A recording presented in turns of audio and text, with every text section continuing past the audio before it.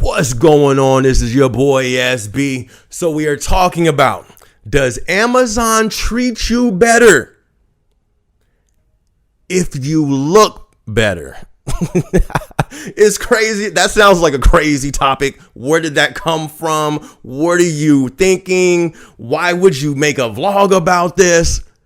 Because this is real life. So where this came from is because I'm getting back in shape. You know, I was a big old swole, just too much muscle, right? And I was like, you know what? There is a cost to be physically fit. It comes with a lot of attention. It comes with a lot of stuff, right? So I was in transition. This was right around the time I left the warehouse. I was like, you know what? I'm just gonna scale back everything. I just don't want to be noticed anymore. I just want to play the background, literally. So I even stopped working out for that reason.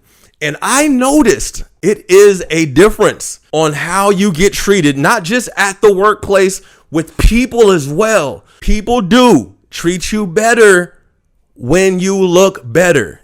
Is that crazy? And this isn't the first time I've just thought of this. I didn't have an epiphany. This is something I've seen a long time ago. And it started from social friends back in school especially when I got into the workplace. This is, in my opinion, I think this is heavy in the workplace now more than ever, because we are now a society who's very strong, who's very heavy on looks. If you have not noticed that, looks play a big part of our society. That's a fact. Whether it be work, whether it be you trying to, make it as an influencer, come on. And it's so many aspects to it. And I understand some of them.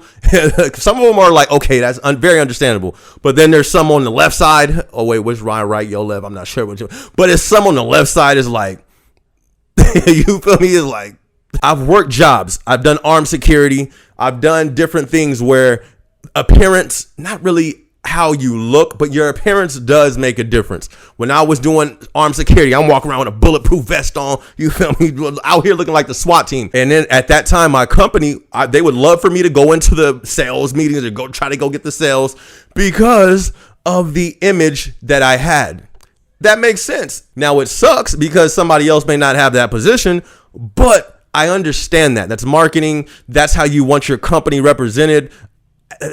But is that right? I don't know if that's right. I mean, can they technically do that? I don't know. But I understand that. Then you have those bad reasons where people will get in those positions, but it's for bad reasons. It's where people in power will try to use their power to, what's the best way to put this, most politically correct way? They will try to use their power, authority to selfishly get you because you're attractive. You know what I mean? Like, they'll put you in position, but you know what I mean? You know what I'm saying? We're going to leave it there. So that's like a quick little example for the good reasons, bad reasons. Do we see this at Amazon? Do I even have to answer this question?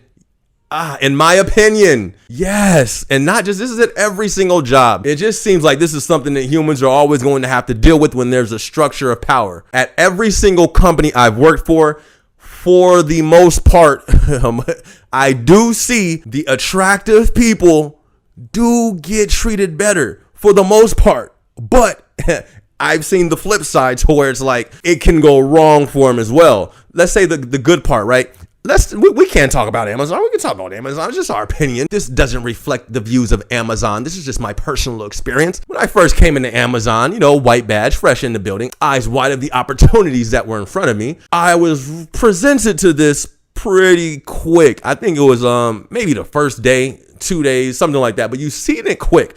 I seen this with the ambassadors. Bruh, why are you spending so much time with her over there when you see I need help over here? Why are you spending so much time over there? Oh yeah, we talking about the ambassador. Oh, we going in. It would literally be, I would need help, right? And there's ambassadors are the trainers. They get a class. It's about 5, 6, 7, 8, 9, 10, whatever the case may be. I forgot the ratio. I ain't done it in a minute. But they have their class, and they're supposed to equally give whoever needs help, go ahead and help all of them. You're supposed to float around. I've seen it plenty of times, but This is when I first saw it straight off the bat. Getting into the building. I'm sitting there doing my, I'm stowing, boop, I'm going in, right? Okay, I'm getting the feel of this. Oh, snaps, what's this? Man, where this dude at? Oh, there he is. And he's supposed to be floating. He would just camp right at this person station who was attractive, right? Didn't go nowhere. Didn't even look. It's like I'm sitting here waiting for him to look. Yeah, he ain't even giving looked. He is captivated. You feel me? It's like, hey, I got to break him out of the spell that's been put on this man. So he thought, oh, here I come. And I give him the look. You feel me? Like, you should have been float. I don't say nothing though. Anyways, boom, I get my question. We keep going. I got another question. I don't even hesitate. Where he at? Oh, I know where he at. I just get on my tippy toes. I see him right there, smiling, giggling, ain't even teaching nothing, just talking and laughing and giggling. I see about 3 other people looking as well that need help, and he's over here with a spell over him in La La Land. Look, this is becoming more of a vent video than an actual topic. Anyways, from the time I got in, I seen that. When I talked about it and made fun of it in the dating at Amazon video, water spiders, we see it there. There would always be favoritism with the water spider. Even when I first came in, it's like there were people, chosen ones, who would just be walking around. It's like, so what's she do? What's her job position? I want to do that. I want to do what she does. Just walk around all day. You feel me? Or all the extra curriculum, easy stuff, cutting the tape off the floor, go around, just pick up trash. It's just like, why they get to do that? You feel me? I would love to just kind of do something easy around this. No, you weigh 222 pounds and you used to bench in 3 plates. Go ahead and tote run. See, there's certain people who know their looks get them favor. So they use that. So yes, in my opinion, this is something that I've seen. Is that wrong? What do y'all think? Is that wrong? That I don't want to say a special treatment, because when you look at it from, I've been on both sides. You feel me? I've been the regular store, I've been the PA trying to put everything into play. And I can see both sides. Like imagine it's usually like the person who, the topic of the video, do they treat you better because you look better? Most of the time, the people who fit that description, they have influence. That's just really a fact. You know what I mean? I've seen it where it's just like they'll be an associate and I'll just be shaking my head. As a PA, I'm just shaking my head like, yo, this whole floor is just like, will jump at that person's word. And it's just like, what if that person told them, hey, let's get these rates up? That might work. And that actually has worked. So I can see how that happens, how certain people get in a position and their looks it can help. But I'm not saying it's all the way for their looks. But you see what I'm talking about. Does that validate that? What do you think? Is that a problem? I think it will be a problem if there were 2 candidates. But do we see this? I think we see this. If there's 2 candidates and there's not really a difference between them, the one who looks better gets it. Is that too crazy to say? Maybe it's just my experience in the places I've been. This could just be my experience, and it's not just Amazon. I've been at plenty of different jobs, but it does tend to happen everywhere. Definitely let me know what you think on this. But is that wrong? Like, where is this balance in the workplace? I think that's a better question. Where is the balance? How do we balance this? And this is not talked about really much at all in the public, but you better believe it's been some times where I was stowing and I've heard such and such is over there supposed to be giving them write up, but he didn't give her one. And I know it's because and it's just like, I'm silent. My ears is open. I'm telling you, the stories and the opinions you be hearing at them store stations, man, listen. This is not talked about publicly, but it's talked about a lot. So here's a few warnings. If you're, especially in the AMs and the leadership PAs, here's some warnings. Be careful. Be real careful on showing favoritism to somebody who may stand out a lot. Even if that's not your intention, you have to be aware of what other people may think around you. This is something that I've always been aware of as a PA, as any type of leadership position in any company I've worked for. I've always kept not my true intention and my perception, but I would always keep the perception and the perception that this puts off to others around. I have literally cut time short with people if it's if it's only me and them and they come up to my desk, due to the fact I know people are watching and I know the way that brains think. And like I said, I started off from the bottom. So I know the conversations that are not had in public. People won't say nothing to you, AM. They won't say nothing to you, ops. They won't say nothing to you, manager over here at Finish Line, manager at Foot Locker, manager in Starbucks, manager at Best Buy, managers anywhere. The employees will not say nothing to your face. But better believe, they about to gossip. They gonna gossip. Why does Amber always get the most boom? Why does Jessica always boom? I think we both know why. Like I'm telling you, and Amber, Jessica's, if there's any Ambers or Jessicas out there, I just made those names up. Forgive me if I put y'all names out there like that.